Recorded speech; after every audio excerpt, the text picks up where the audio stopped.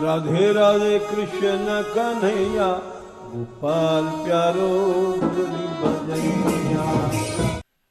जय श्री राधे, जय श्री राधे।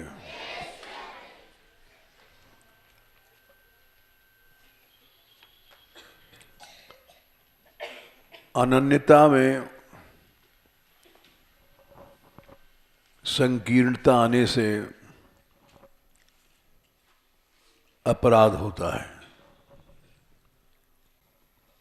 और उससे दुरत्यय तम को जीव प्राप्त हो जाता है। जैसा भागवत में 8वां स्कंद 24वां अध्याय और लगभग 50 से ऊपर 52-53 के आसपास दुरत्यय 51 गया था उपदेश लेने भगवान से मिलने।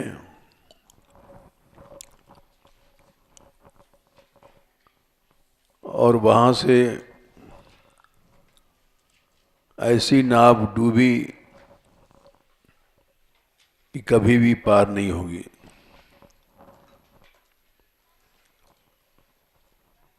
दुरत्ययतम, जो अपराध भगवान भी क्षमा नहीं करते हैं।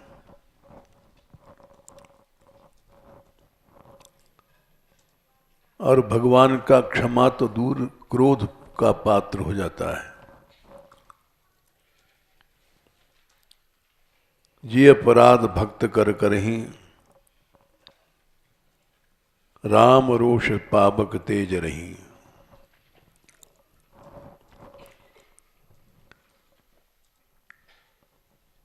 सूरदास भगवंत भजत हैं, मोहि भजे पे जम पर जई हैं।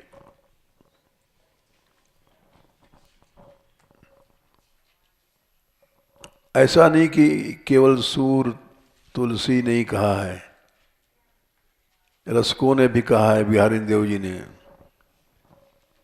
कि साधारण अपराध का ही, भक्तों का अपराध ही अक्षम्य होता है।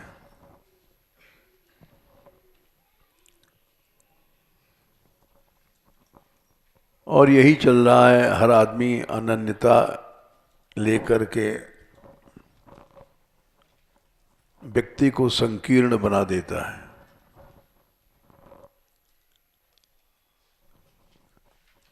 संप्रदाय बने थे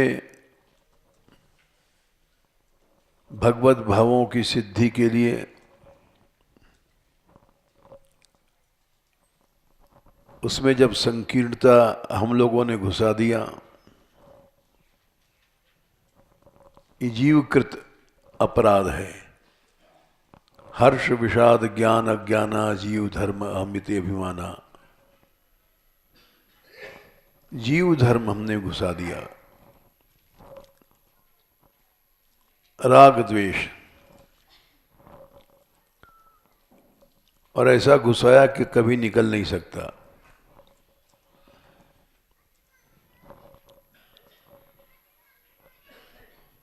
ये अनन्यता क्यों जीव पीछे पड़ा? इसलिए कि अनन्यता ही एक ऐसी चीज है जो बहुत जल्दी सिद्धि देती है। इष्ट से मिला देती है।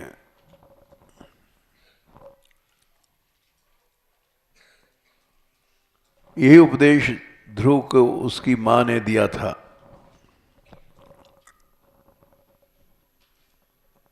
कि बेटा तुम अनन्य बन करके भजन करना।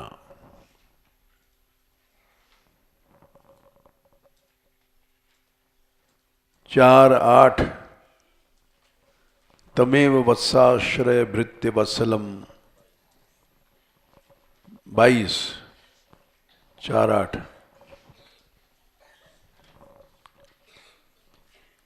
उसका भजन करने निकले हो,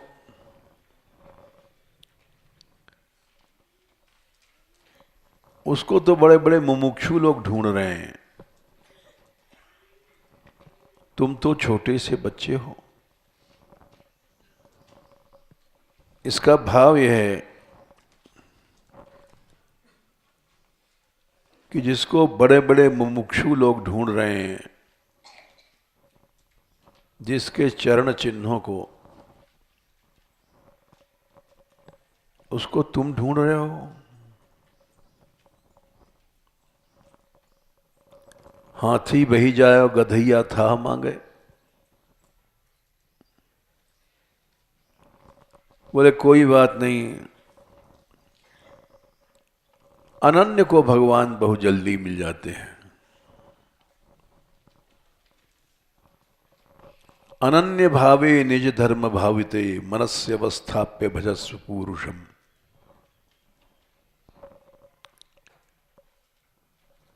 ऐसी मां आज तक नहीं भई। भई हैं सुमित्रा आदि, ऐसा नहीं। जो ऐसी शिक्षा बच्चे को दे कि हमको भी भूल जाना, पिता को भूल जाना, राज्य को भूल जाना, परिवार को भूल जाना, इस तरह से भजन करना।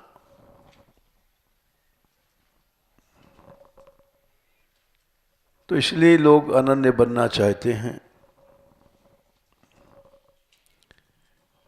क्योंकि भगवान ने भी कहा है कि अनन्याश्चिन्तयन्तो माम ये जनाः पर्युपासते तेषां नित्याभियुक्तानां योगक्षेमं वहाम्यहम्। गीता 9/22।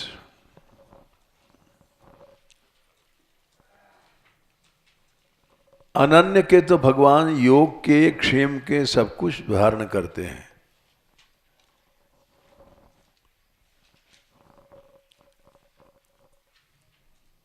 अनन्य बनना बहुत बड़ी बात है। भगवान को दास बना लेना, यूं समझो। अनन्य बन गए तो भगवान हमारे दास बन गए।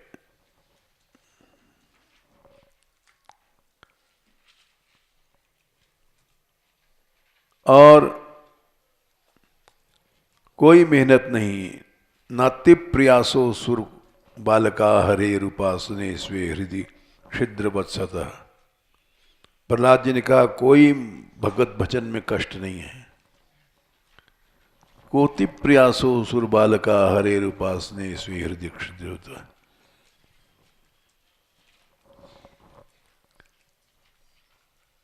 देर इसलिए लगती है कि हमारे मन में अनन्यता नहीं है।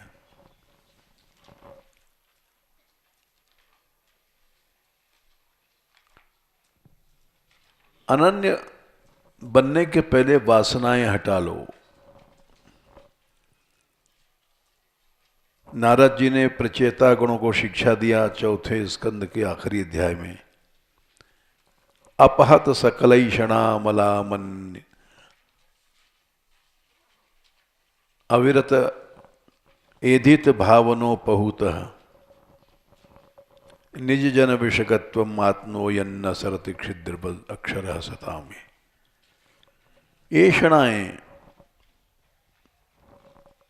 प्यास हमारे मन में भरी पड़ी हैं। सुत वित लोक ईषणा तीनी के मन इन मलिन न कीनी। भोग की वासना, वित्त पैसे की वासना, धन की वासना,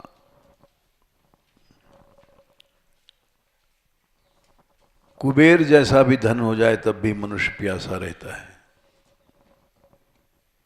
और प्यासा ही मर जाता है। प्यास कभी बुझती नहीं, उसको ईषणा कहते हैं।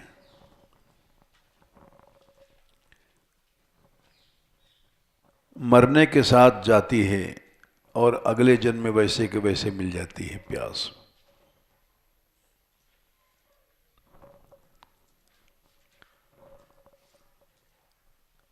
इनको छोड़ करके जो भजन करता है, वो जब बुलाता है भगवान को तो आ जाते हैं।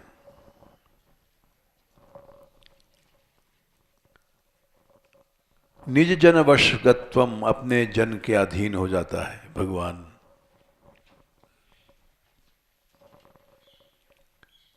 जब भक्त भगवान के लिए सब कुछ छोड़ता है,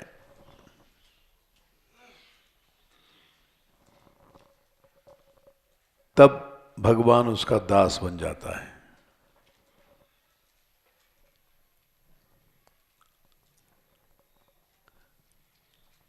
और उस भक्त के बिना जीना नहीं चाहता, उस भक्त के बिना चैन नहीं है।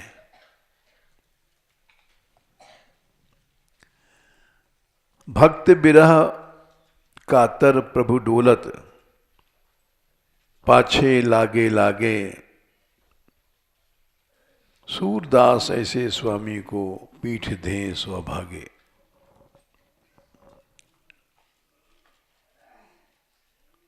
भक्त के विरह से वो भगवान पीछे पीछे घूमता है।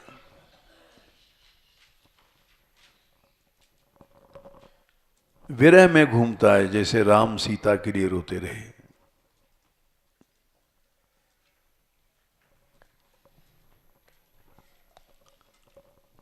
और ऐसे प्रभु को जो हम लोग पीठ देते हैं, मलमूत्र के लिए, भोगों के लिए, चमड़ी दमड़ी के लिए, तो बोले अभागे हैं।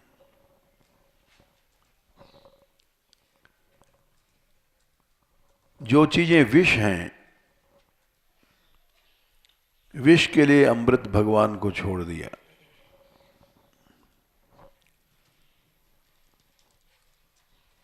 मुर्दे हो गए। जीवत शव समान ते प्राणी,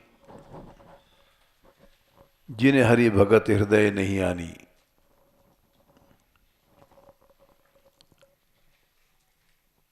मुर्दे हो गए,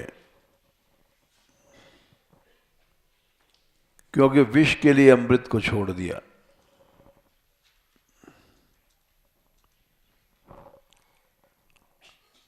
अनित्य अशुचि,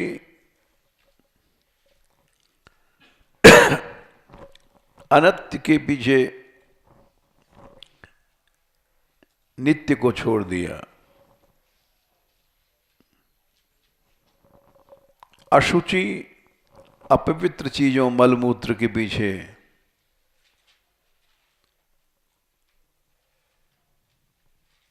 नित्य अमृत स्वरूप भगवान को छोड़ दिया। दुखानात्मसु,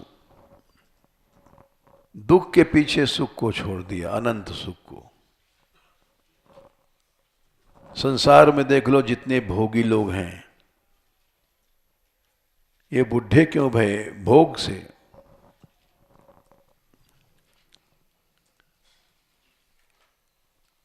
और इनको देख करके भी हम जैसे लोगों को ज्ञान नहीं होता है।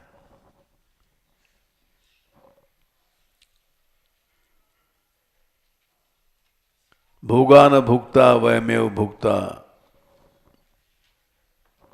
तृष्णा न जीर्णा वयमेव जीर्णा।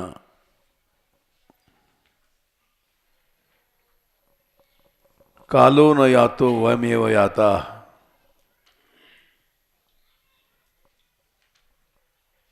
तृष्णा बुद्धि नहीं भई, मनुष्य बुढ़ा हो गया।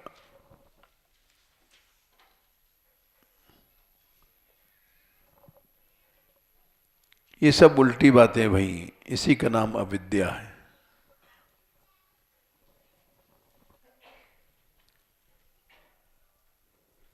ये जानते हैं, सुनते हैं, लेकिन प्यास नहीं जाती है।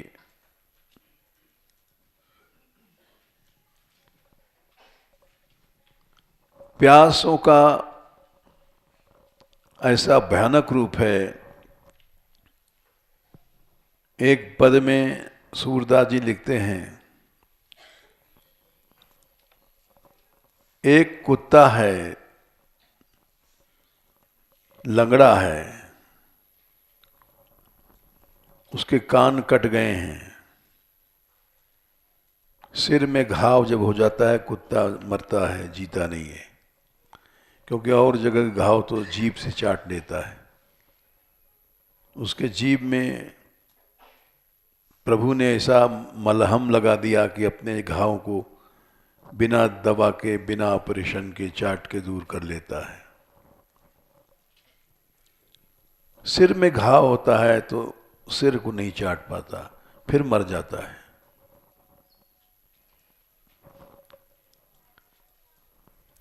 उसके सिर में घाव है,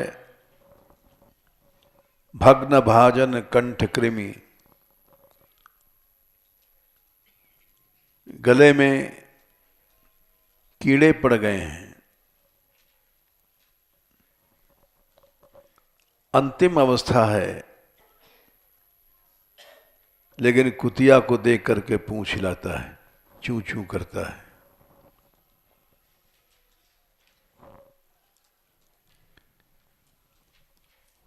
इसी तरह से उन्होंने और कई उदाहरण दिए हैं।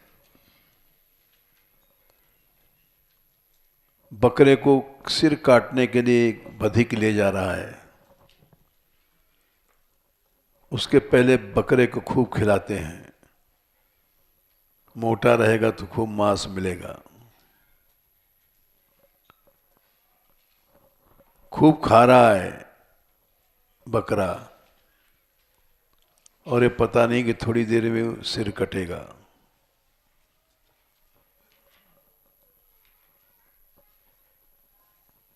उसका सिर ले जा रहे हैं उड़ाने के लिए, रास्ते में बकरी देखता है और बकरी देख करके नाचता है, बोबो बोबो उसकी बोली होती है।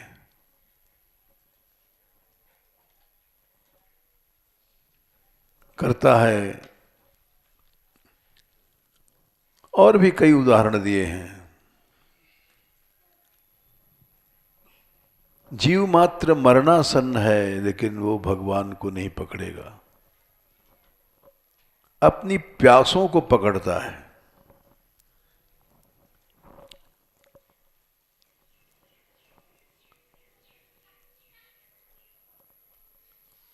ये ऐसा नाम है तृष्णा का। अरे और तो और हम लोग साधु बन करके भी संग्रह करते हैं, पैसा पकड़ते हैं। केवल भाषण देते हैं, लेक्चर देते हैं, कथा कहते हैं, सुखदेव के अवतार बोले जाते हैं, और जाने कितने लाख एक एक कथा के ठहरा लेते हैं।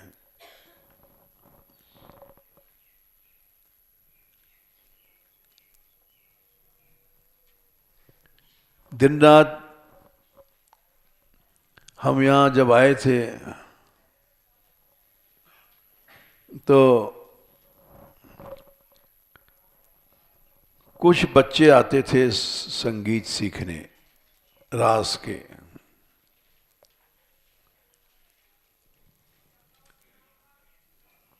वो आए, एक दिन में हमने 5 राग बता दिए।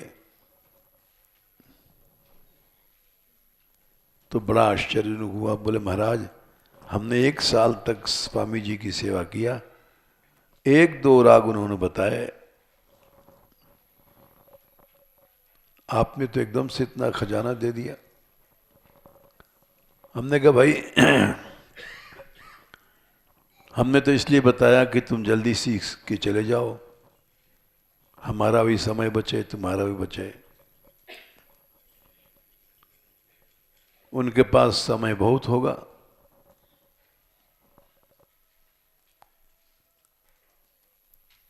तो इसलिए मनुष्य जीवन की कीमत नहीं जानता है। ये ज़्यादा दिन सीखे, हमारे पास ज़्यादा सेवा करे, ज़्यादा पैसा मिले, ट्यूशन वाला सोचता है।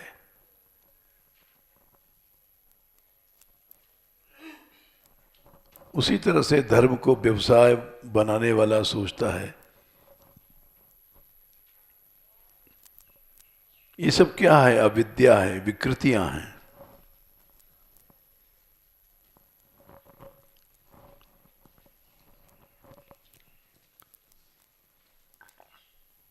इसको मनुष्य छोड़ नहीं पाता। अनन्य नहीं बन पाता क्योंकि अनंत वासनाएं भर में पड़ी हुई हैं।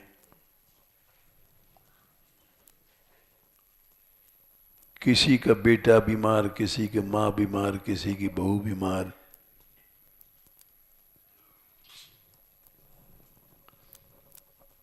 यही इसी तरह से जीवन चला जाता है। गृह कारज नाना जंजाला, एक तरह का जंजाल नहीं है।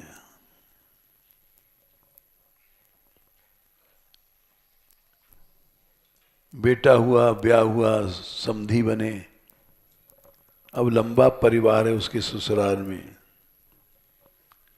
ये चचिया ससुर, ये तैया ससुर, ये मम्मियाँ ससुर, सब ससुर ही ससुर हैं। अब कोई बीमार है, देखने नहीं जाओगे तो लोग विरुद्ध है। कहीं कोई मर रहा है, कोई कोई बीमार है, कहीं आपत्ति है, जाना पड़ता है सहानुभूति के लिए। इसी तरह से जीवन का नाश हो जाता है।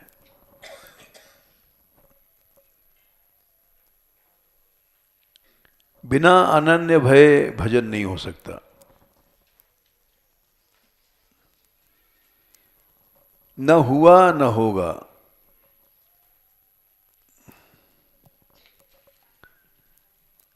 भजन तो वही कर सकता है, सब जग मोहि खारो लागत, उन बिन सब जग खारो लागत, और बात सब कांची, मैं तो सांवरे के रंग राची। सारा संसार जब खारा लगे, हम लोग देखना चाहते हैं संसार को। वो बीमार है, उसको जाके देखा, भाई नहीं चला जाएगा।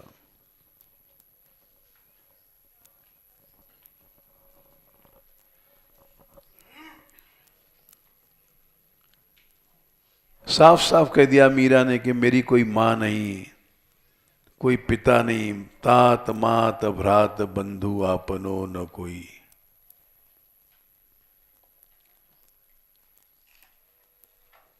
न मेरी मां है, न मेरा कोई बाप है, न मेरा कोई भाई है, न मेरा कोई अपना ही है। हम लोग साधु बन करके यहाँ वो हमारा मित्र है, हमारा ये है।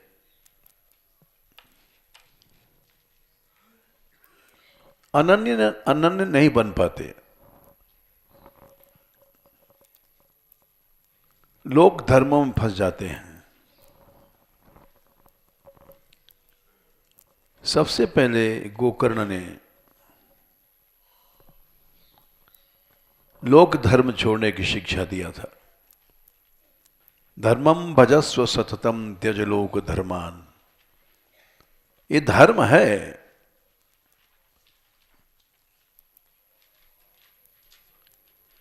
किसी का पिता बीमार है, जाओ देखो, धर्म है। मां बीमार है, जाओ देखो, धर्म है। लेकिन ये सब लौकिक धर्म है।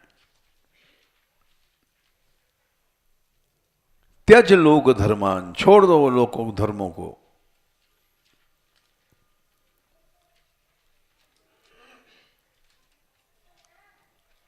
धर्मम भजस्व, धर्म का भजन करो। धर्म कौन से? भागवत धर्म। सततम, एक क्षण के लिए भी भागवत धर्म नहीं छोड़ना चाहिए। अगर भगवान से मिलना है तो। गोकर्ण ने उपदेश दिया है शायद 4थे अध्याय महात्म्य में, 4:80। और वही हुआ, पिताजी को उपदेश दिया गोकर्ण ने अपने पिता को। लड़का उपदेश दे रहा है बाप को कि पिताजी लोक धर्म को छोड़ दो, ये तुम्हारा बेटा है गोकर्ण, ये भूल जाओ।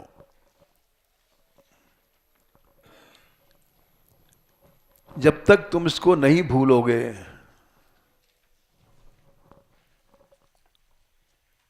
तब तक तुम संसार से मुक्त नहीं हो सकते हो।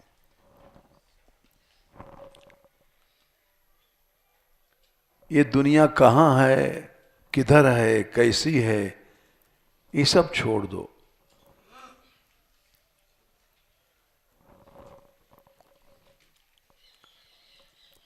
अन्यस्य दुख गुण चिंतन माशु मुक्त्वा, मन से गुण दोष भी सोचना बंद कर दो। ऊपर से भी छोड़ो और मन से भी छोड़ो।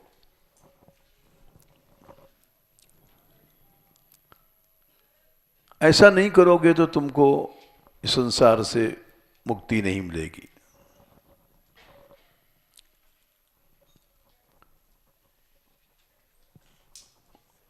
उनके ऊपर कृपा थी भगवान की, उन्होंने बेटे की बात मान लिया और भूल गए हमारी स्त्री कहाँ है, भूल गए कि हमारा बेटा धुंधकारी कहाँ है।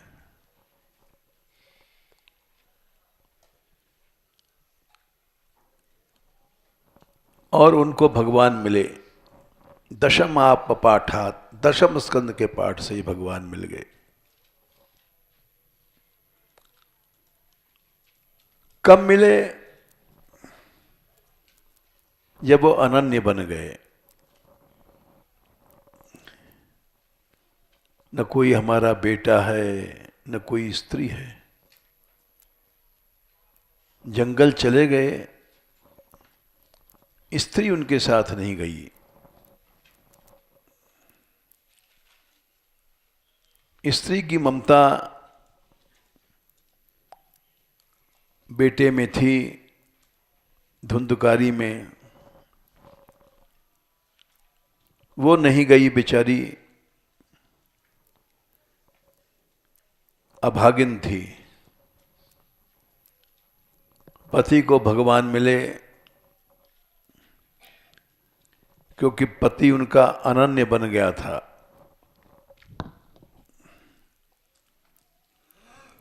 अनन्य बनोगे तो उसी समय भगवान मिल जाएंगे।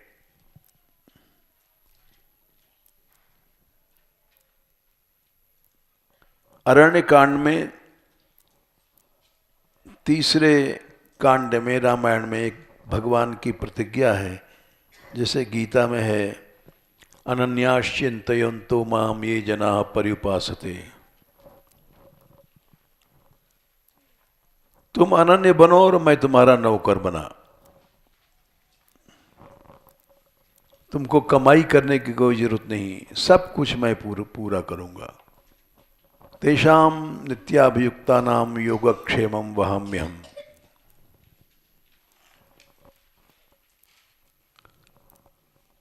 और भगवान निश्चय योगक्षेम धारण करते हैं, निश्चय। हम जैसे लोगों में तो भक्ति भी नहीं है, एक भक्ति का ढोंग कर रखा है, लेकिन फिर भी इतनी बड़ी गौशाला चल रही है, आज तक कोई 4 पैसा भी नहीं मांगा गया। 7-8 लाख रुपए रोज का खर्च है। इतना खर्च तो रोज का 1 अरब पति भी नहीं कर सकता।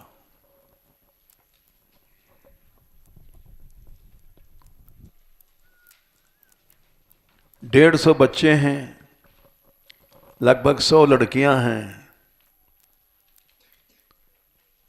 ये कौन चला रहा है?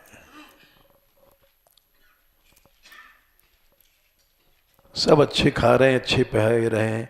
एक एक लड़कियां 2-2 हज़ार की लहंगा पहन के नाचती हैं।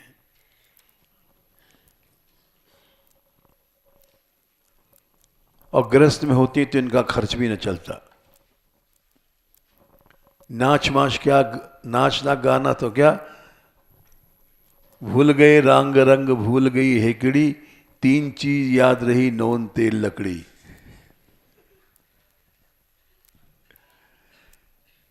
ये सब नाचना गाना तो दूर रहा। आज नमक नहीं है, आज तेल नहीं है, आज घर में आटा नहीं है, बस इसके से भी जीवन चला जाता है।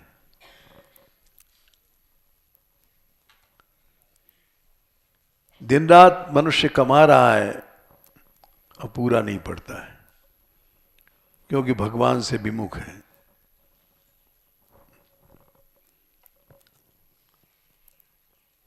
और हम में भक्ति नहीं है, ढोंग में 2-4 नाम लेते हैं,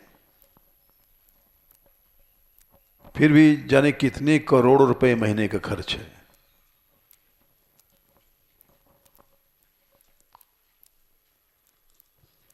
और न किसी से मांगा गया आज तक। ऐसे ऐसे धनी लोग आए जो भारतवर्ष के नामी थे,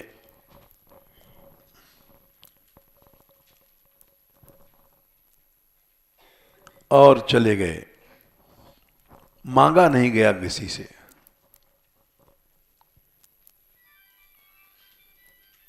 पैसे के आगे नहीं झुकेंगे, इसलिए नहीं कि हम अहंकारी हैं।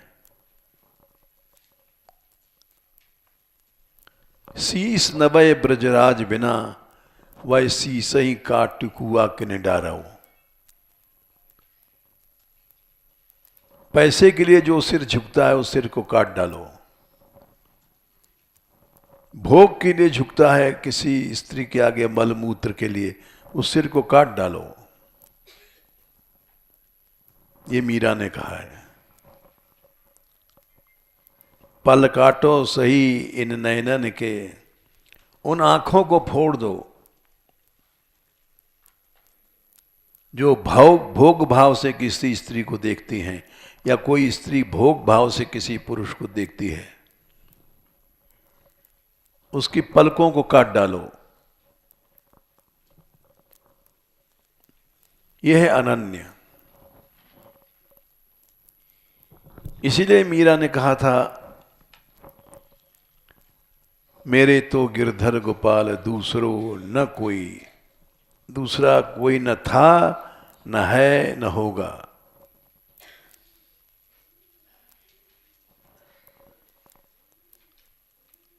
ऐसे बर को का बरूं जो जन्मे मर जाए। लक्ष्मी जी ने कहा है भागवत में 5वें स्कंद में 18वें अध्याय में शायद, सबई पति स्याद को तो भया स्वयं। हैं? जोर से बोलो। 20। पति संसार में कोई जीव हो ही नहीं सकता है। ऐसे बर को का बरूं जो जन्मे मर जाए।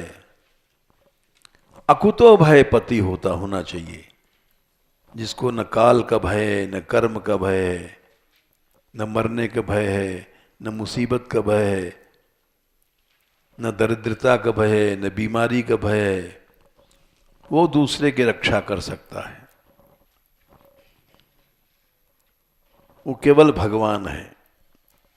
सबई पति स्याद कुतो भय स्वयं, समन्ततः पाति भयातुरम जन्म। वो एक ही है। स एव एके तर्था मिथो भयम, नैवात्म लाभाद अधिमन्यते परम। वो ऐसा पति है, वो ये नहीं चाहता कि तुम हमारी सेवा करो। संसारी पति तो थोड़ी सी बात में रूठ जाता है। चाय पीने के टाइम पर डाइवोर्स हो जाता है। हमारा 8 बजे का टाइम 4 पीने का है और बहू का 7 का है, इसी पर डाइवोर्स हो गया। ये क्या है? कुत्ते बिल्लियों की तरह संसार है। प्रेम कहाँ है?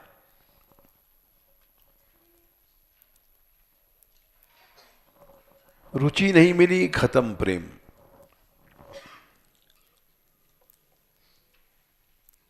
तो इसलिए साफ साफ कह दिया मीरा ने कि मेरा तो एक ही पति है और वही रहेगा, वही था, वही है। म्हारा जन्म मरणरा साथी, थाने नहीं बिसरू दिन राती। इस संसार का पति कैसा है जाने? कुत्ता था पिछले जन्म में, कि गधा था, कि सर्प था, कि बिच्छू था। पैदा होते समय क्या साथ साथ पैदा हुआ था? लड़की का ब्याह होता है, उसको पता नहीं कौन सा लड़का मिलेगा। लड़का है, उसको पता नहीं किस गांव की स्त्री आके बहू बनेगी। सब नकली साथ है। साथी तो वो है जन्म का साथ था, मरण के, जो जन्म के समय साथ था, मरते समय भी साथ रहेगा। म्हारा जन्म मरण रा साथी, थाने नहीं बिसरू दिन राती। था देखा बिन कल न परत है, जानत मेरी छाती। ऊंचे चढ़ चढ़ पंथ निहारूं, रोए रोए अखियां राती। थाने नहीं बिसरू दिन राती। लेकिन वो पति मिलता है केवल भगवान की कृपा से, उसकी कृपा से। आराधना करोगे तो अवश्य मिलता है, और भूल जाओगे भगवान को तो फिर क्या किया जाए। सूरदास ऐसे स्वामी को पीठ दें सो भागे। हम लोग अभागे हैं।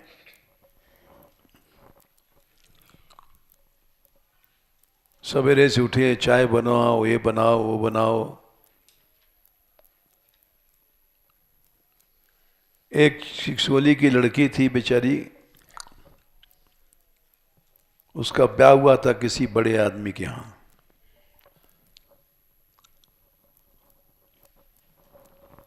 दूर हुआ था, झांसी में ब्याह। हम रोटी देने जाते थे उसके घर। तो पहले तो लोग बड़े खुश भये कि बहुत बड़े घर में ब्याह हुआ है, कोठियां हैं, कार हैं। हाँ हाँ, नाम मत लो किसी का। तो पीछे पता पड़ा कि जो नाम के बड़े आदमी बड़े नालायक होते हैं।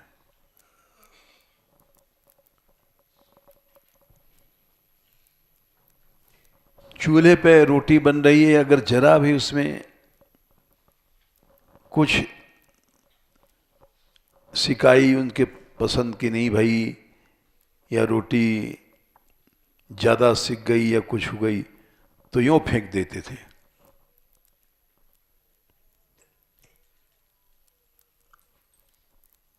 बहू तुझको, तू किस घर से आई है, रोटी बनाना नहीं आता?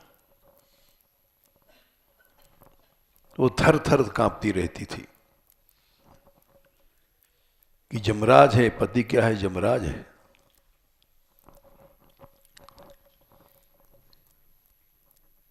तो इसलिए, क्योंकि वो नकली पति है, असली पति नहीं है। कहीं अलग पैदा हुआ, जन्म के समय साथ नहीं था, जब मरोगी तब तुम्हारे साथ नहीं रहेगा। पति तो एक ही है, म्हारा जन्म मरण रा साथी। जब मरेंगे हम, जब वही पति साथ रहेगा जिसको हम भूल चुके हैं। अगर कहीं पैदा होगा तो वही पैदा पति साथ रहेगा, जिस जोनी में जाएंगे, गधा, कुत्ता, उल्लू, शेर, चीते, वो पति हमेशा साथ रहता है। वेदों में लिखा है, द्वासु वरुणा सयुजा सखाया समानम वृक्षम परिशस्व जाते।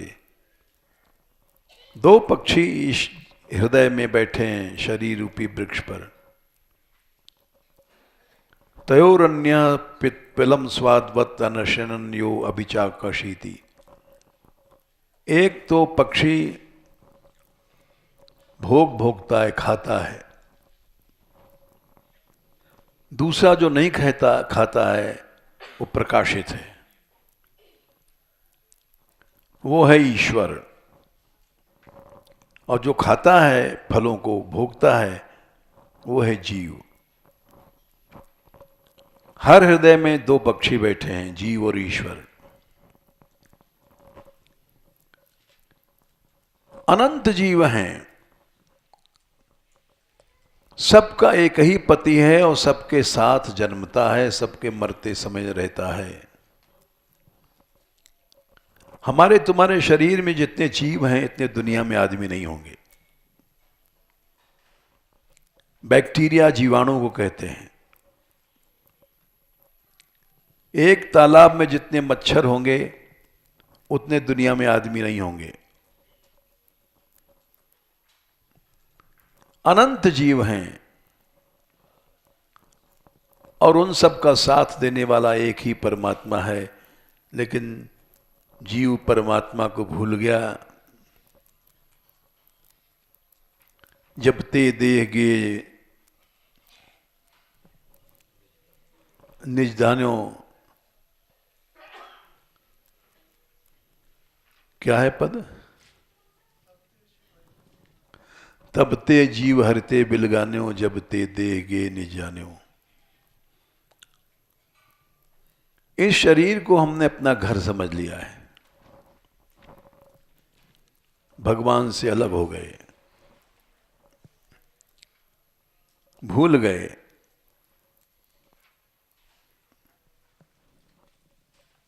बस तीन चीज याद रही, नून, तेल, लकड़ी। सारा जीवन इस शरीर के पोषण में चला जाता है।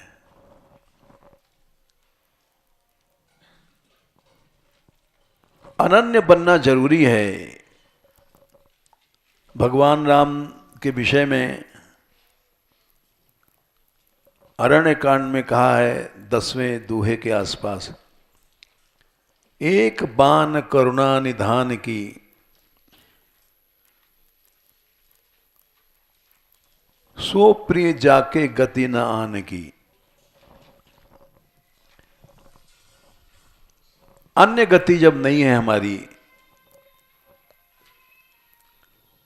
भोग, पैसा, धेला, स्त्री, पुत्र, परिवार, कुटुंब, उसको अनन्य कहते हैं। भगवान की बान मने आदत है करुणा करने की। अनन्य बनो और भगवान तुम्हारा दास बनेगा, क्योंकि वो सच्चा साथी है। इसीलिए आगे कहते हैं मीरा कि दो कर जोड़िया आरज करूं छू।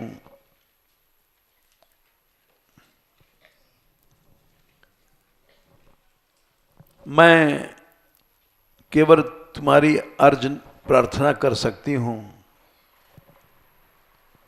सुन लीजो मम बाती।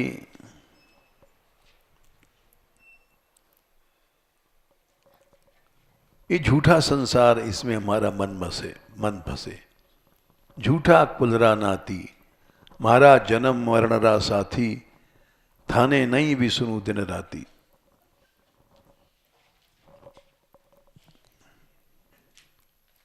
यो संसार सकल जग झूठो, झूठा कुलरा नाती। ये हमारा कुल है, खानदान है, नातेदार हैं, रिश्तेदार हैं, सब झूठा है।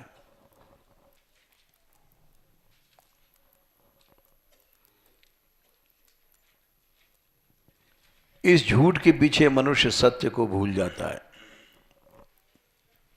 सत्य है भगवान एकमात्र साथी है और न कोई साथी था, ना है, न होगा।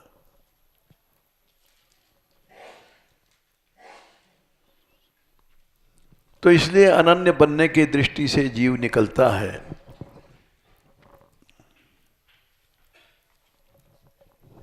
और फिर वहां संकीर्ण बन जाता है बेचारा।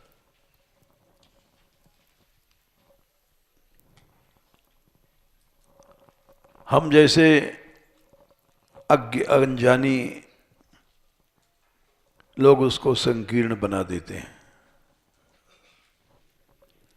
हर मनुष्य का नियम है।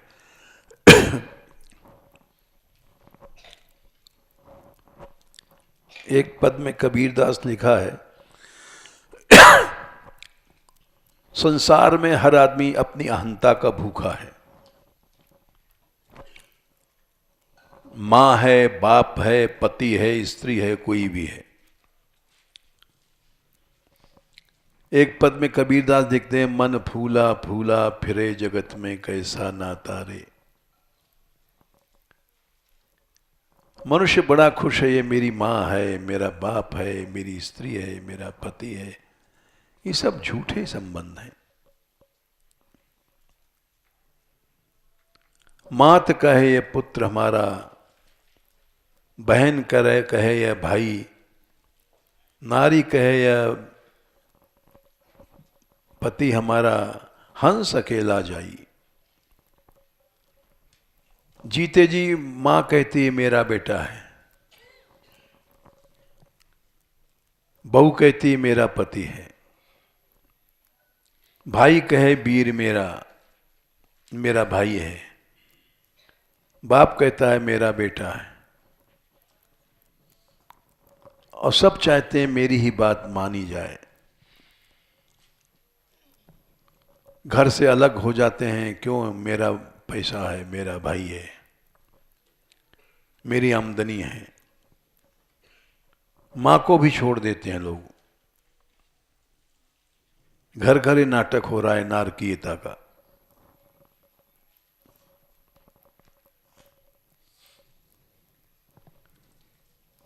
अहंता का नाटक ये हो रहा है कि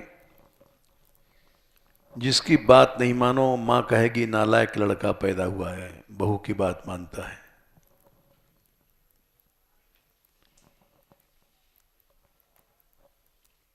सब जगह की जीवों की समस्या है। एक एक की क्या नाटक बताएं। हर जीव के साथ ये नाटक। गुरु कहता है हमारा चेला है, हमारी ही बात माने। जहां जाओ तहां हर जगह ममता का ही नाटक मिलता है। ममता तू न गई मेरे मन ते। मरते समय तक मैं ममता नहीं जाती है। जैसे शशि मंडल ते स्याही, चंद्रमा का धब्बा कभी नहीं मिटता, कितना भी पानी बरसे। निकसे न शशि मंडल दे। तुलसीदास, हाँ, लोभ पर आए धन थे। मरने के किनारे आ गए हैं, लेकिन लोभ पर आए धन से और मिल जाए कुछ।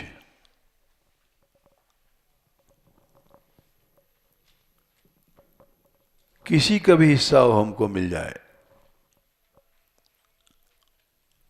इसी आशा में मर जाता है जीव।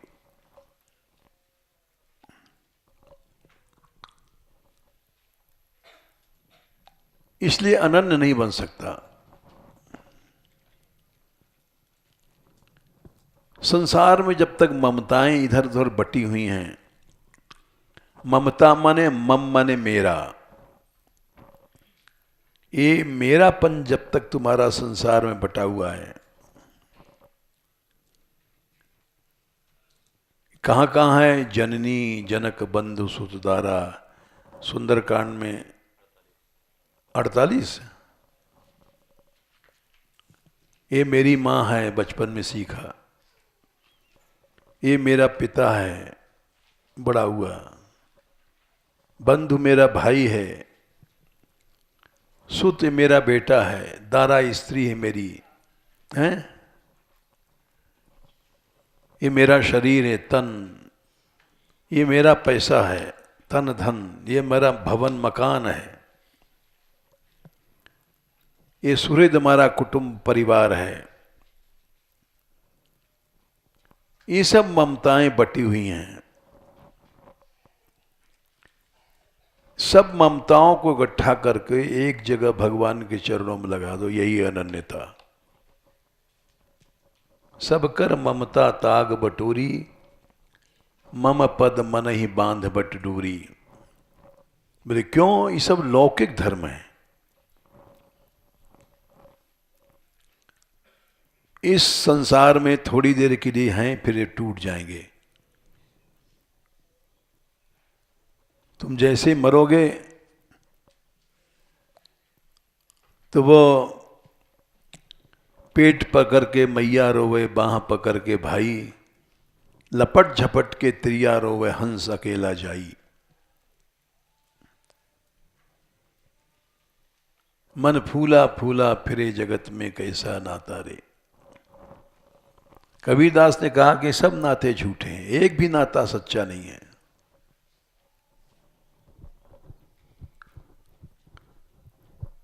अंत ही तो ही तजेंगे पामर, तू न तबय तजय अभी ते। अरे नीच, अंत समय में जीते जी सब छोड़ देंगे तुझको।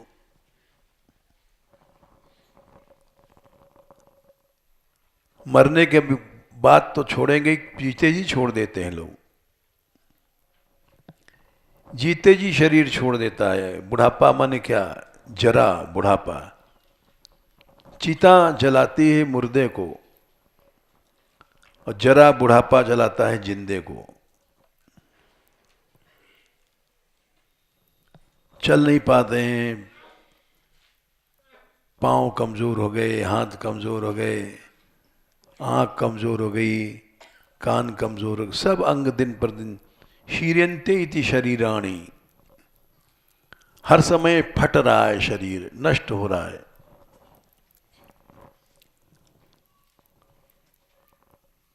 लेकिन मनुष्य होश में नहीं है।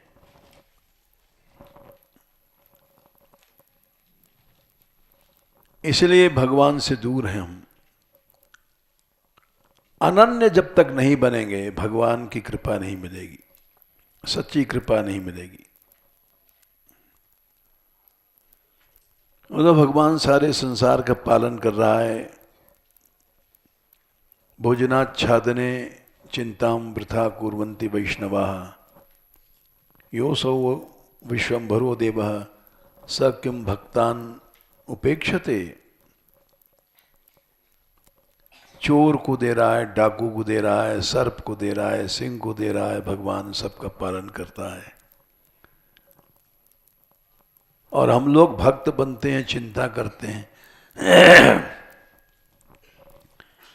भोजनाच्छादने चिंताम वृथा कुर्वन्ति वैष्णवाः। चिंता छोड़ो, चिंतन करो।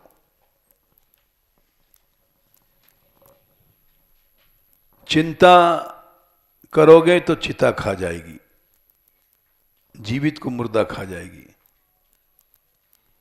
और चिंतन करोगे अनन्यांश चिंतयन्तो माम, तो भगवान को प्राप्त हो जाओगे।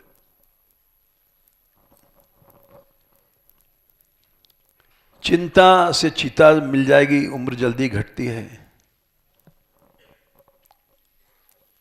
और चिंतन से उम्र बढ़ती है, निश्चय बढ़ती है।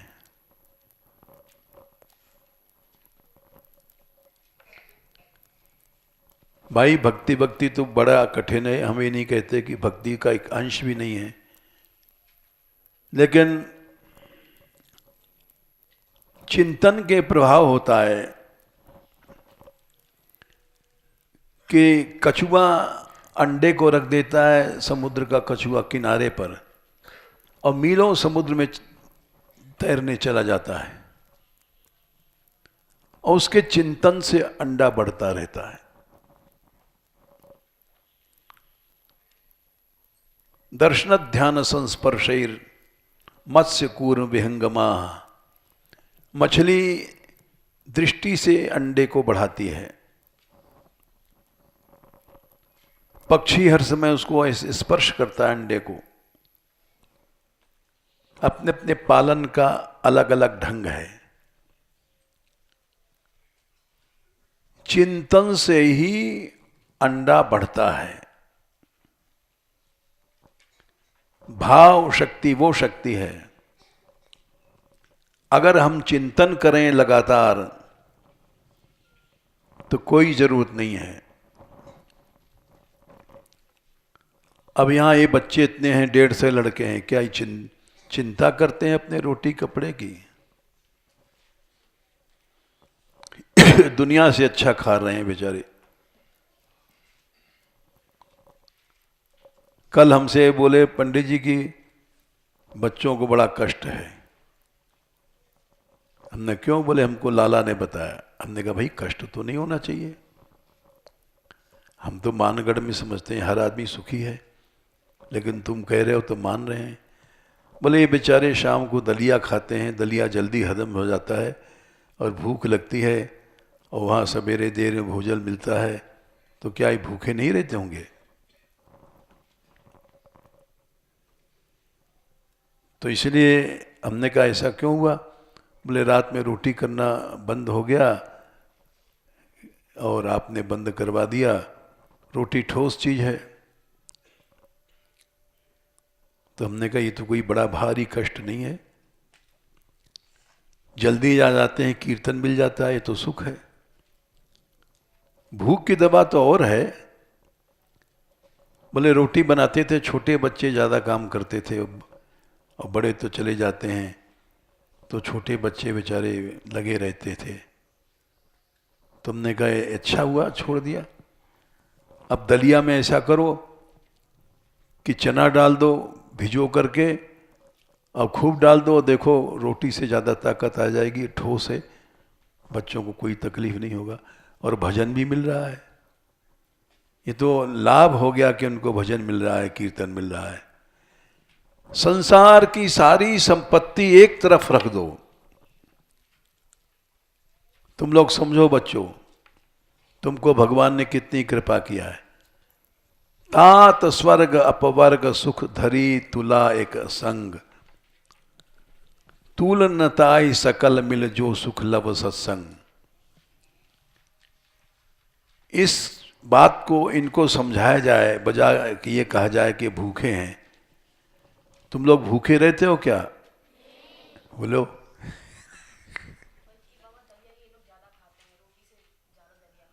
लो साहब, इनकी जो प्रधान है प्रिंसिपल, वो कह रही हैं और बच्चे स्वयं कह रहे हैं और हमसे कहते हैं कि बड़ा तकलीफ है बच्चों को।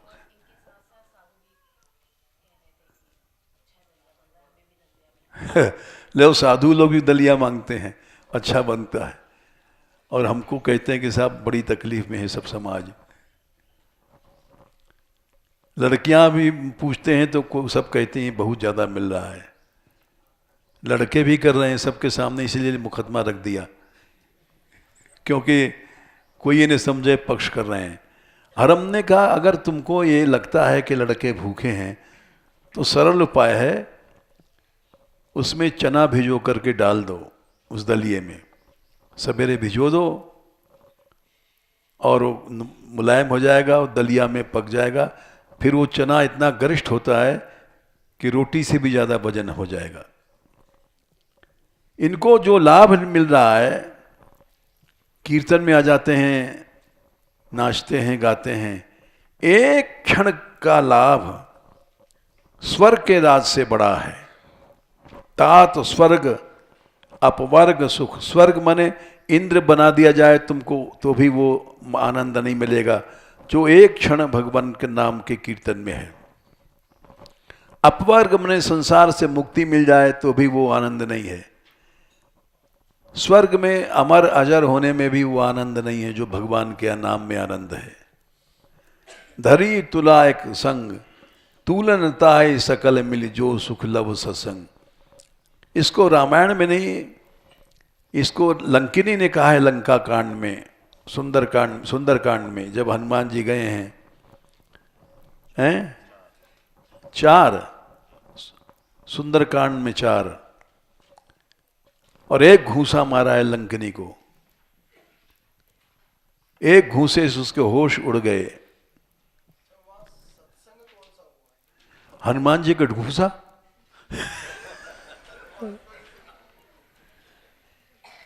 उससे उसको होश हो गया, ब्रह्मा जी के वरदान की याद आ गई। और क्या सत्संग है।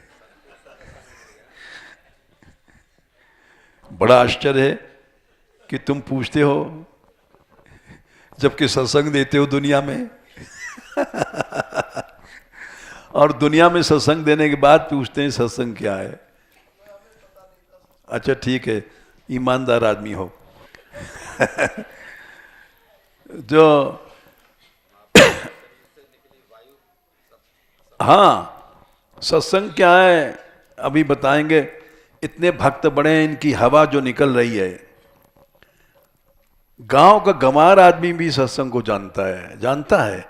हम यहाँ भिक्षा मांगते थे तो एक ब्रजवासी था, हम जब रोटी लेने गए उसके घर में तो बैठ जा बाबा, समय हो गया भाई, चलो अच्छा इस प्रसंग को पूरा कर दें। हाँ, सूंघता था हमारे बैठ करके। तो एक दिन हम चौंक गए, हमने समझा कोई सर्प है क्या, फूं फूं कर रहा है। तो हमने मुड़ के देखा, हमने कहा माखन, अरे ये क्या कर रहा है। बोले तुम हरि भक्त हो तो तुम्हारे शरीर की सुगंध ले रहा हूं। भगवान के भक्तों के दर्शन, भगवान के भक्तों के स्पर्श, भगवान के भक्तों की वाणी, यही सब सत्संग है। जय श्री राधे।